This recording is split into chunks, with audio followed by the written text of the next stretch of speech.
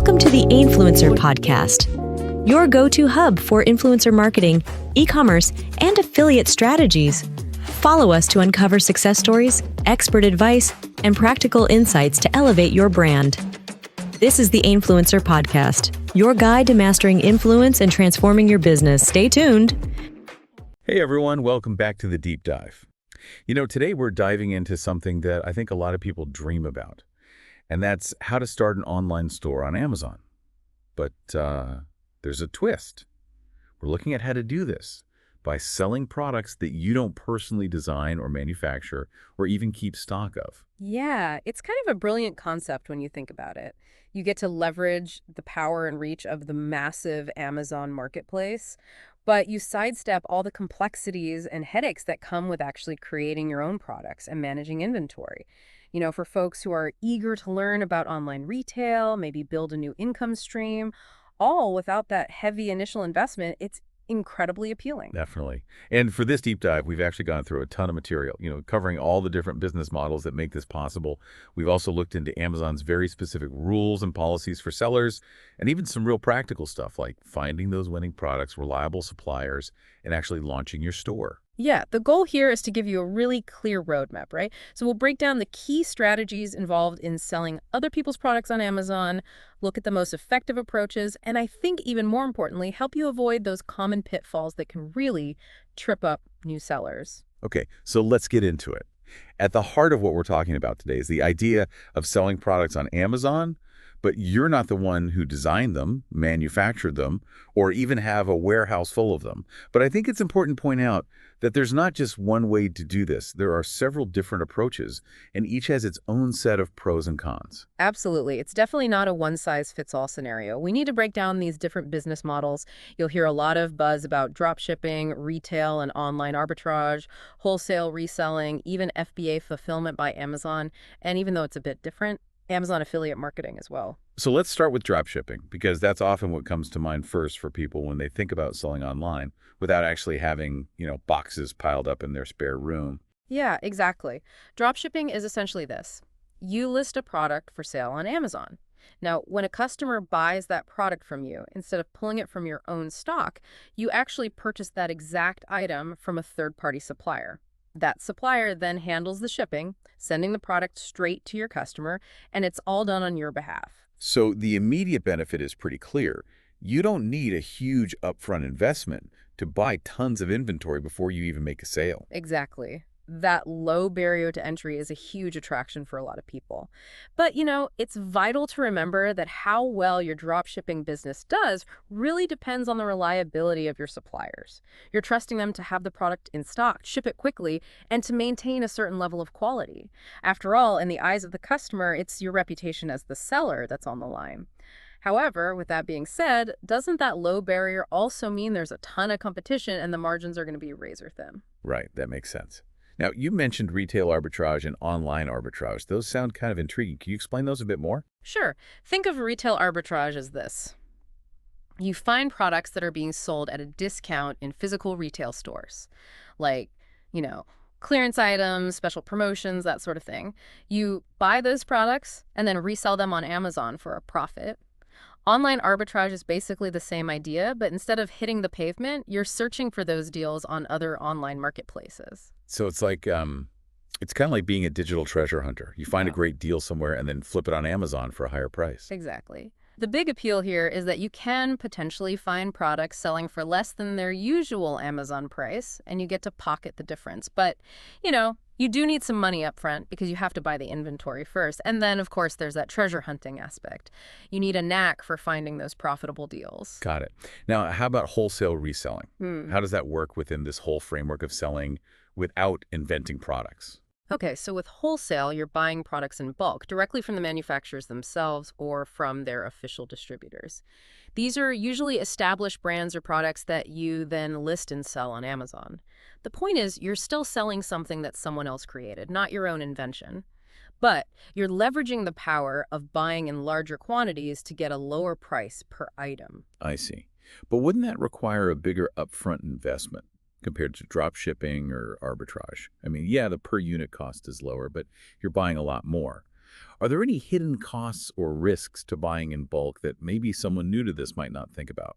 Yeah, that's generally true. You definitely need the capital to make those bulk purchases, and there's always the risk of ending up with unsold inventory if demand isn't what you expected. However, the potential upside is that your profit margins can be better because of those lower wholesale prices, and you often get a more consistent and reliable supply of products compared to, chasing individual retail bargains or single item online purchases.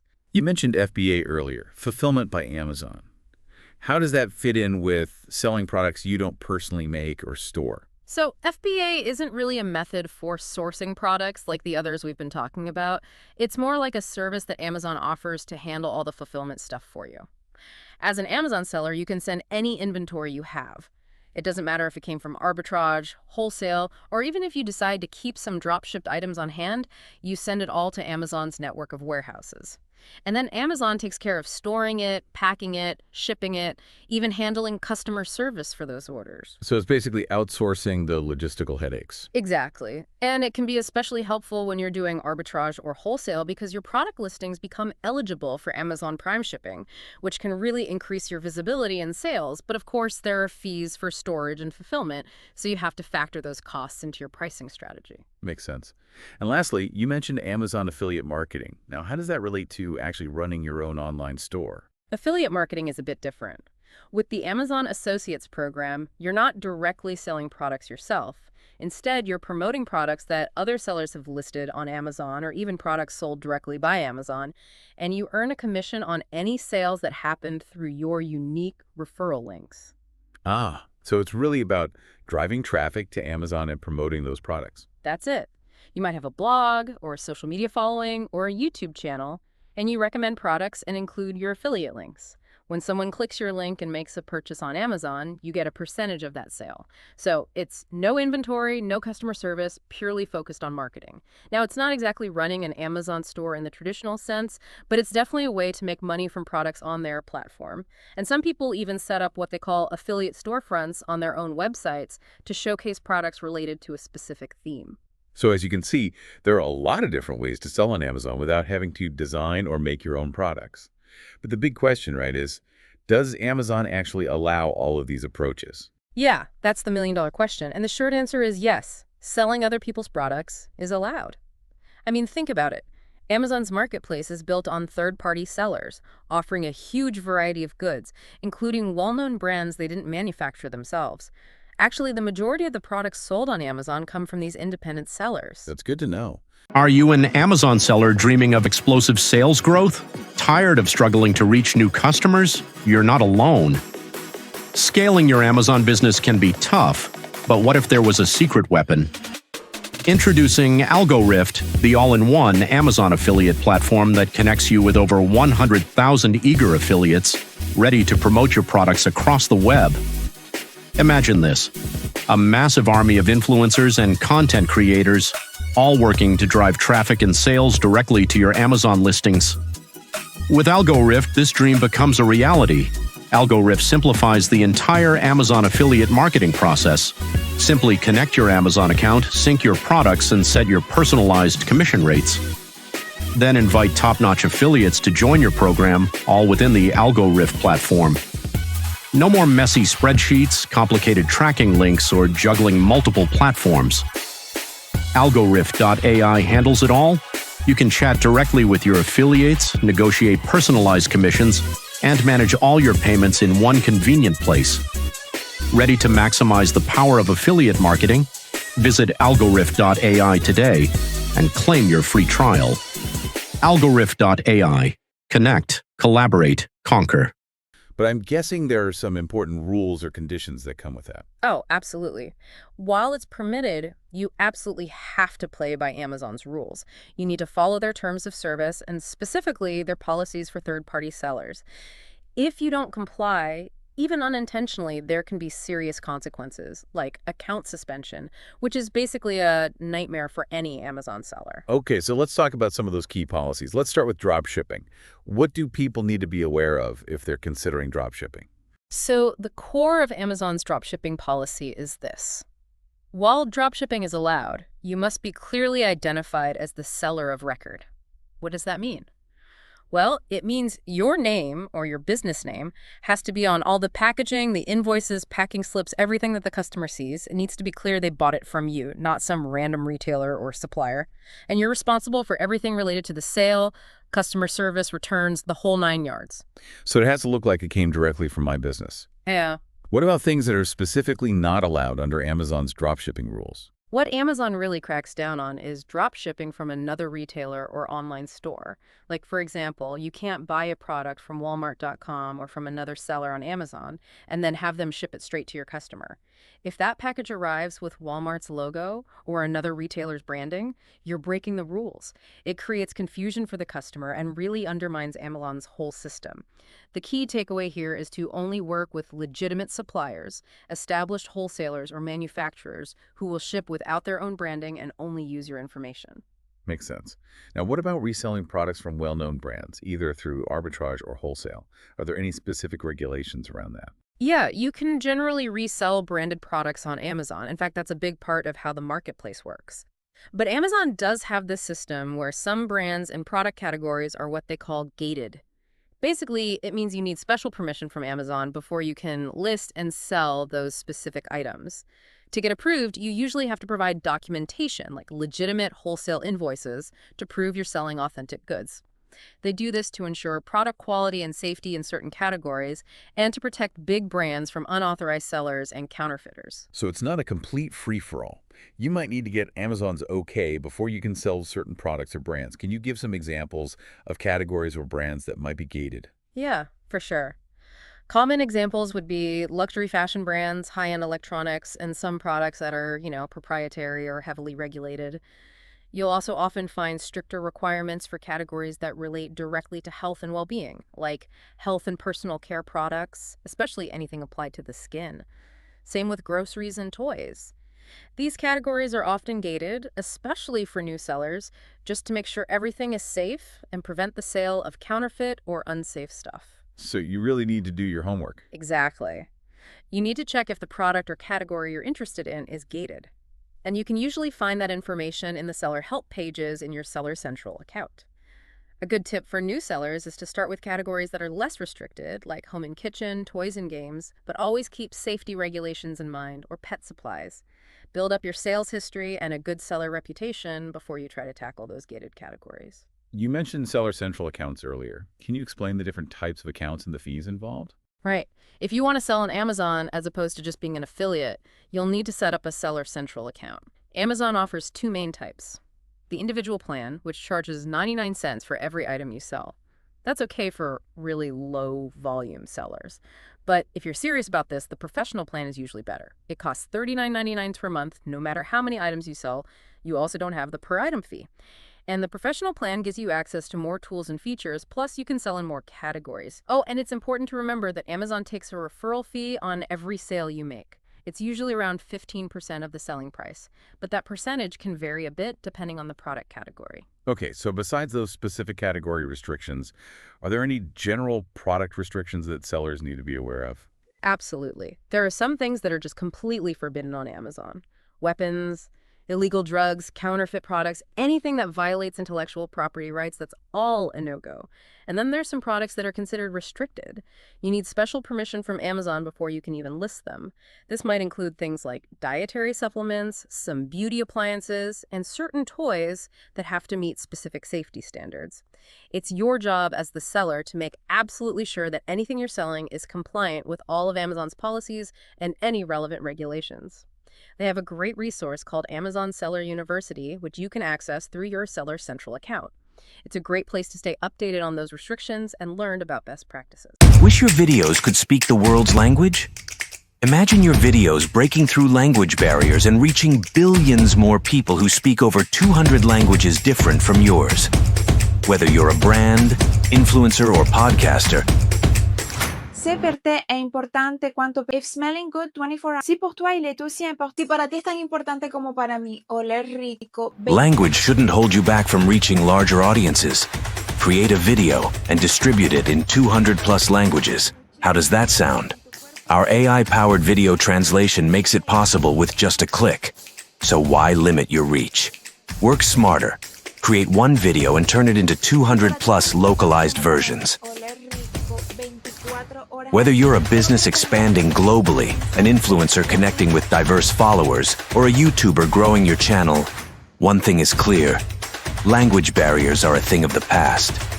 With just a few clicks, you can translate your videos into multiple languages, Would you like me to translate that? instantly connecting with audiences worldwide. It's simple. Upload your video. Choose the languages to translate to. Let our AI work its magic. In minutes, your video will be transformed with accurate tone, voice, subtitles, and even voiceover options, ready to captivate audiences in any language. That will last a very long time on your body. There are Don't wait. The world is watching. Join thousands of businesses, influencers, and content creators who trust our AI to take their content to a global stage. It's time to start up. Brand ID is your digital hub. You mentioned the Amazon affiliate program earlier. If someone's thinking about that route, what are the most important rules to keep in mind? Okay, so with the Amazon Associates program, you have to follow their specific agreement and guidelines. For example, you have to clearly disclose on your website, social media, anywhere you're promoting products, that you're using affiliate links and could earn a commission from qualifying purchases. You usually can't use those links offline, like in printed materials or even just conversations. And definitely no using your own affiliate links to buy products and earn a commission.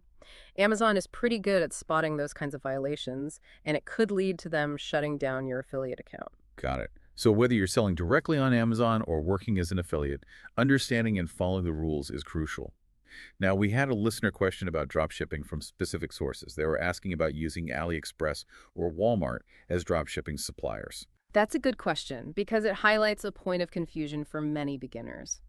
Let's start with AliExpress. You can potentially use it to dropship products to Amazon customers, but there are some really important things to consider.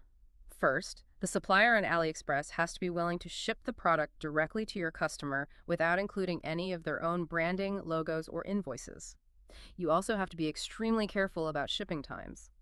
Many AliExpress sellers are overseas, mostly in Asia, and their shipping methods can take weeks, which is way too slow for Amazon customers who expect quick delivery. If you list a product with a super long shipping time, it's not going to sell well, and you'll probably get negative feedback and unhappy customers. So with AliExpress, it's not a simple yes or no. You have to choose suppliers carefully and be really transparent about shipping times with your customers. What about using Walmart or other big retailers for dropshipping? That's a definite no. Dropshipping directly from major retailers like Walmart, Target, or any other online store to fulfill your Amazon orders is totally against Amazon's policies. If a customer receives a package that obviously came from a different store, especially if that store's price is lower than what they paid on Amazon, that's a bad look and a violation of the dropshipping rules. Sellers who do this often get their accounts suspended really quickly, and sometimes they're even permanently banned from Amazon. The main takeaway here is to stick with legitimate suppliers, wholesalers, and manufacturers, mainly and completely avoid dropshipping from retail sources. Great advice. So we've covered what's allowed and what's not allowed on Amazon. Now let's move on to maybe the most important part, staying safe and avoiding account suspension. What are some of the most common reasons why Amazon suspends seller accounts, and how can our listeners avoid those pitfalls? Account suspension can seriously hurt your business, so it's important to know what triggers it. One of the biggest reasons, as we already discussed, is violating Amazon's dropshipping policy. If you're dropshipping the wrong way, especially by sourcing from other retailers, that's a huge red flag for Amazon, and they might suspend your account quickly. To avoid this, consistently work with suppliers who follow Amazon's rules and know how to ship with unbranded packaging. Some sellers even choose to have the product shipped to themselves first so they can inspect it and repackage it before sending it to the customer. This gives them more control, but it does add extra steps and time. Ideally, you want to build strong relationships with trustworthy wholesalers or manufacturers. What about your overall performance as a seller? Does that affect the likelihood of getting suspended? It definitely does. Amazon is all about customer experience, so they track your order performance very closely. Some key metrics they look at are your order defect rate, ODR, which is basically the percentage of your orders that result in negative feedback, claims from buyers, or chargebacks. You want to keep that ODR below 1%. They also watch your late shipment rate, which should be under 4%, and your pre-fulfillment cancellation rate, which should be under 2.5%. If your supplier often runs out of stock and you have to cancel orders, that's going to hurt your metrics. To keep things running smoothly, only list products you're pretty sure you can fulfill. Stay in touch with your suppliers about their inventory levels, make sure you ship orders on time, and communicate clearly with your buyers if any problems come up. Providing good customer service can often prevent negative feedback and claims. Another thing that worries some sellers is the risk of selling fake or unauthorized products. How can they avoid getting caught up in that? Selling counterfeit products is a huge no-no on Amazon. It's a serious violation, and it can get your account suspended really quickly, sometimes even permanently. Because you're selling products you didn't make yourself, you have to be extra careful to make sure they're genuine and come from trustworthy sources. If you're doing wholesale or arbitrage, keep detailed records of all your invoices and receipts. Amazon might ask to see these if they suspect something's not right. Be wary of suppliers who offer prices that seem too good to be true. That's often a sign of counterfeit goods. And never sell fake products knowingly or gray market imports that might violate intellectual property rights.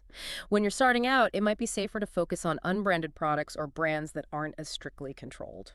What about trying to game this system, like by artificially boosting product reviews? Is that something sellers need to worry about? Review manipulation is completely forbidden on Amazon. Don't even think about buying fake reviews, offering incentives for positive reviews, or having friends and family leave biased reviews. Amazon allows one seller account per person or business unless you get special permission. If you open multiple accounts without a good reason and without telling Amazon, they can usually link those accounts together using various information, and they might suspend all of them. If you have a legitimate reason for needing multiple accounts, like if you're running completely separate businesses, you need to request permission from Amazon first and explain why. Also, be aware that if you've ever been connected to a banned Amazon seller account, that could cause problems for any new accounts you try to open. What about the overall experience that customers have with your store? How important is that for staying in good standing with Amazon? Customer experience is a big deal for Amazon. If you consistently have problems like late deliveries, wrong items being sent, bad packaging that leads to damaged products, or if you don't provide tracking information, all those things can lead to negative feedback, claims, and eventually problems with your account. You need to make sure your fulfillment process, whether you're handling it yourself or dropshipping, is accurate, efficient, and reliable. If you're doing arbitrage, double-check every order before it ships. And always upload tracking information so customers can see where their package is. Finally, what happens if Amazon tries to contact you about a potential issue? What's the best way to handle that? Never ignore communication from Amazon. That's a big mistake. If you get a warning, a notification about a possible violation, or if they ask for more information, respond immediately, professionally, and be thorough. Often, Amazon will give you a chance to fix the situation if you acknowledge the problem, take responsibility, and explain what steps you've taken or will take to prevent it from happening again. Showing them that you're responsive and cooperative can sometimes help you avoid account suspension or get your account reinstated if it's already been suspended. So the main takeaways here are, to be honest, prioritize the customer experience and really understand and follow Amazon's rules. Absolutely. It might seem like a lot to take in, but the core principle is simple. Make sure your customers have a good experience and run your business with integrity and transparency. If you do that, you can avoid most of these problems. Okay, so we've got a good handle on the different business models, we know the rules of the game, and we know how to avoid getting into trouble. Now let's get to the fun part, finding out what to sell. How can our listeners go about identifying those winning products on Amazon? This is where your entrepreneurial spirit really comes in. Finding the right niche is crucial for success. The first step is market research. And don't just rely on your gut feeling here. Use Amazon's own tools, like the bestsellers lists, the new releases section, and the movers and shakers. These can give you insights into what's popular and selling well right now. Pay close attention to the bestseller rank, BSR, of products. Generally, a lower BSR means higher sales, but you want to find a good balance between high demand and competition. If a product has huge demand, but it's dominated by big established sellers, it might be really hard to break into that market. So it's about finding that sweet spot where there's decent demand but not too much competition. Are there any tools that can help with this research process? Definitely. There are some great product research tools out there specifically designed for Amazon sellers. Jungle Scout, Helium-10 and AMZ Scout are popular examples. They provide data on estimated sales volume, competitive analysis, and overall product trends. And we mentioned AlgoRift before.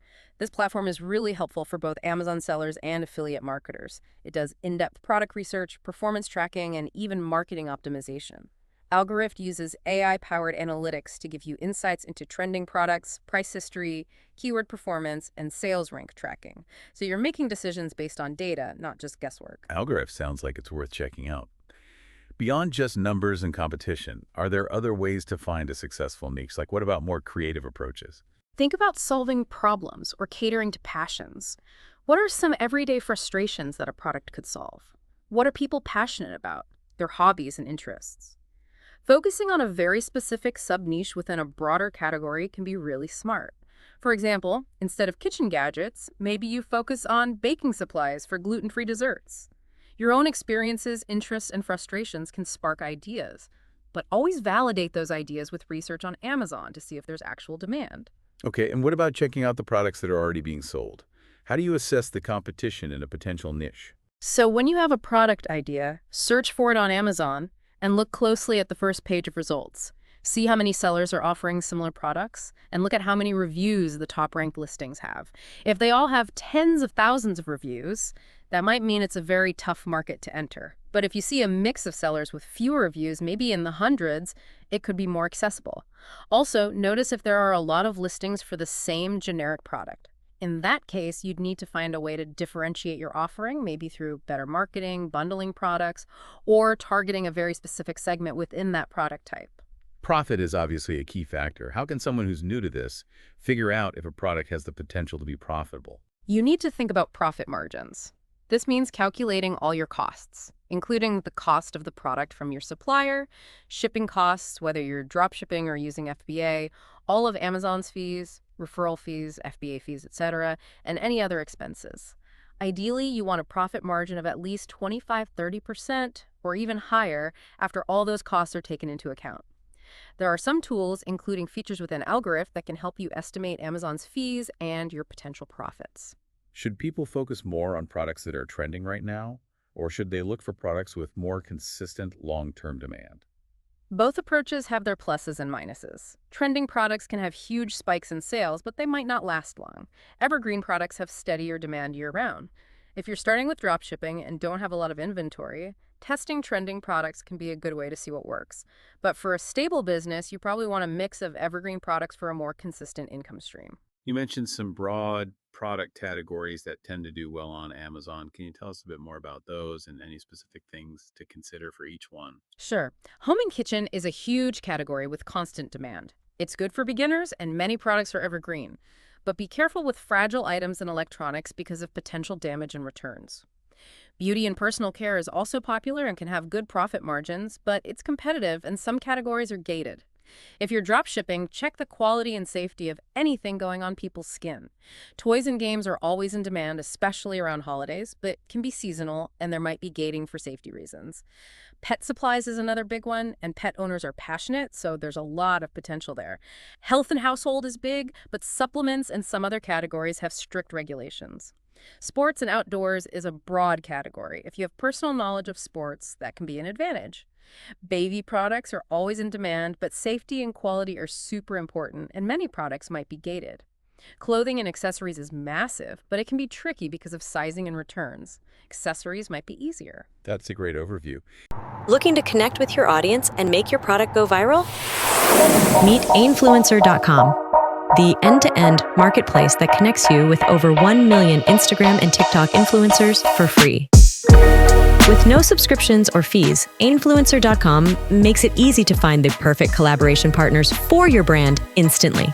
Its AI-powered system does the heavy lifting, matching you with influencers based on niche demographics, past performance, and engagement.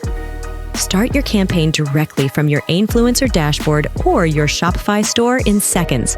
Manage everything from inviting influencers and negotiating deals to secure payments and performance analytics all in one place.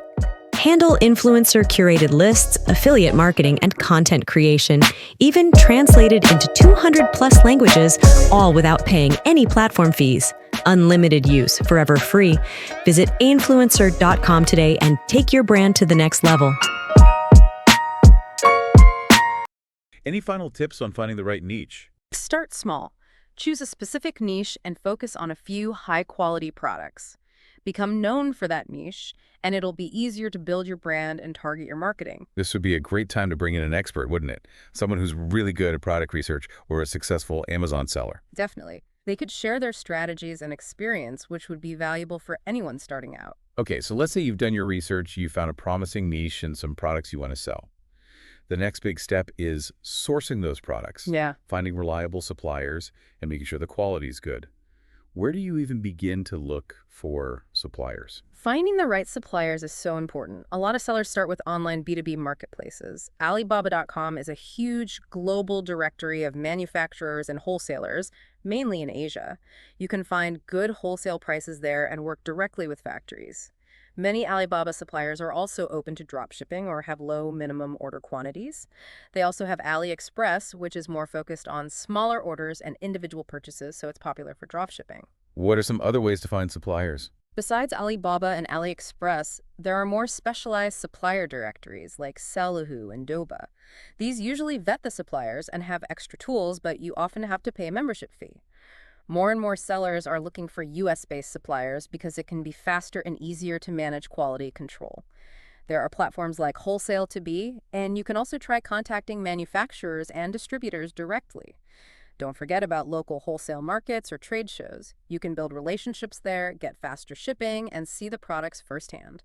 And if you're planning to sell big brand names wholesale, you'll need to contact the manufacturers or their official distributors directly. You'll probably need to provide business registration and a reseller license, and you'll be buying in bulk. If you're interested in custom design products like t-shirts, check out print-on-demand suppliers like Printful. They print and ship your designs directly to customers and often have integrations with Amazon. Amazon even has its own print-on-demand platform called Merch by Amazon.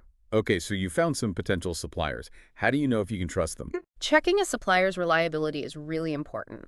Look for reviews and references if they're available, especially on platforms like Alibaba and AliExpress. See their overall ratings, how long they've been in business, and read feedback from other buyers. Don't be afraid to ask for references or check online seller communities to see what other sellers have experienced. Communication is key. Ask potential suppliers specific questions about dropshipping, processing times, packaging, returns, and their policies. A reliable supplier will respond quickly and professionally. Ordering samples is absolutely essential. Before you list anything, order a sample and check the quality. Make sure it matches the description and pictures, and see what the packaging looks like. If it's a regulated product, ask about certifications like FDA or CE compliance. Make sure you understand their minimum order quantity and their pricing, including drop shipping fees and bulk discounts, and clarify their payment methods. Be careful with suppliers who only accept risky payments like wire transfers to personal accounts. So you found reliable suppliers, but what about making sure the product quality is good? Samples are the first step, but you shouldn't stop there. Once you start selling, reorder the product yourself or have someone you trust do it just to check that the quality is consistent. Keep an eye on customer feedback and reviews for any mentions of quality issues. If you see a pattern, talk to your supplier right away. It's also a good idea to have backup suppliers in case your main supplier has problems. And for wholesale, start with a small test order before you commit to a big purchase. How should sellers handle orders and returns when working with external suppliers? For dropshipping, try to automate the process as much as possible with order management software. If you're doing it manually, have a system to process orders and send the info to your supplier quickly. Make sure your supplier knows to ship with your branding, like your store name, and not their own. Talk to your supplier about how they'll let you know if a product is out of stock. For returns, decide if you want them sent to you or if your supplier will accept them. For cheap items, it might be easier to just refund the customer without requiring a return. It sounds like sourcing products and managing suppliers is a whole other topic that we could spend hours discussing. Totally. It's a crucial part of this business model. Maybe we could do a deep dive on that sometime. Okay, so you've found your products, you've got reliable suppliers. Now let's talk about getting those products into the hands of customers and making sure your product listings stand out. Right, so you need a plan for order fulfillment. As we talked about, you've got FBM, fulfilled by merchant, which includes drop shipping, and FBA, fulfilled by Amazon, where Amazon handles everything. If you're starting with no inventory, you'll mostly be doing FBM through drop shipping. In that case, be realistic about your handling and shipping times in your listings. That helps manage customer expectations and prevents negative feedback. As you grow, you might want to use a mix of FBA and FBM. Use FBA for your best sellers to get those prime benefits and faster shipping. How do you price your products effectively on Amazon? It's such a competitive marketplace. Pricing is all about finding the right balance. First, you have to know your costs inside and out. That means the cost of the product, shipping costs, Amazon's fees, and any other expenses. This tells you your break-even point and helps you calculate your profit margins. Then, you need to check out your competition and see what they're charging for similar products.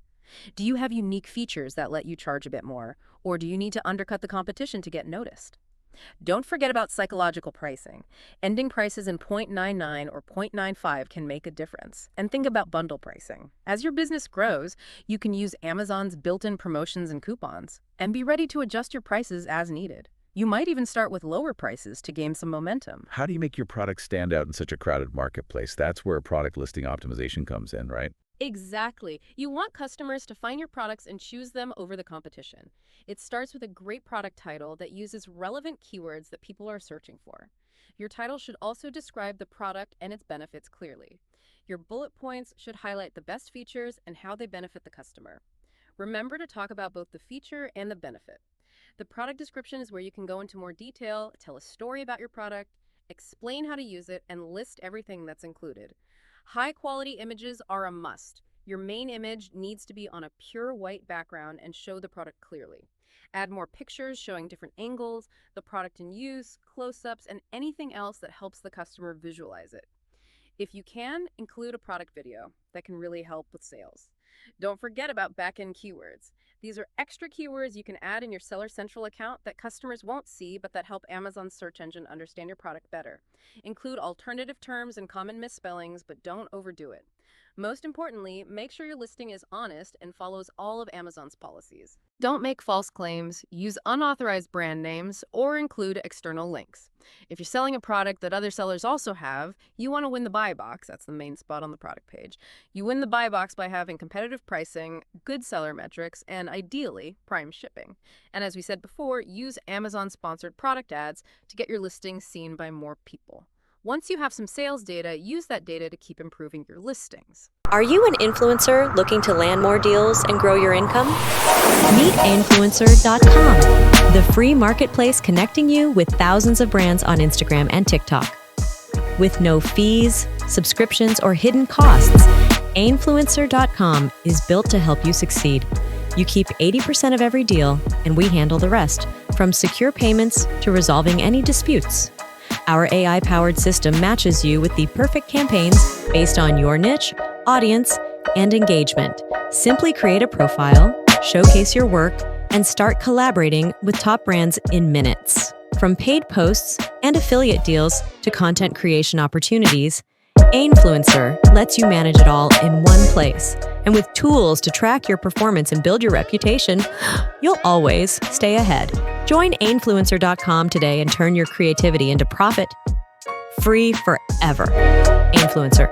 Smart collaborations, endless opportunities.